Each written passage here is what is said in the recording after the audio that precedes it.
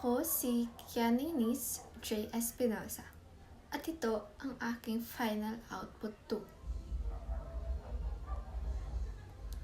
Ang kanilang relasyon ay puno ng pagmamahalan, ngunit napuno rin ng mga pagsubok at sakripisyo.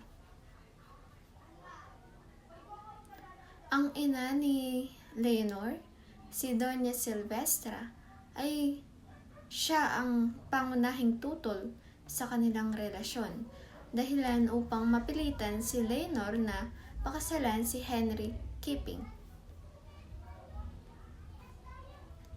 Bagamat mahirap suwayin ang kanyang ina, maaaring ipinaglaban pa ni Leonor ang kanyang pagmamahal kay Rizal.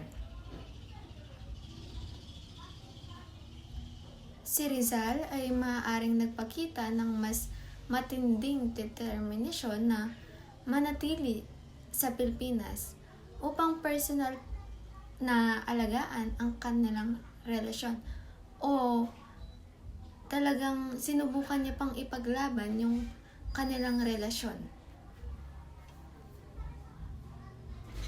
Hindi masasabing modelo ito ng isang romantic relationship dahil nauwi ito sa paghihiwalay at trahedya.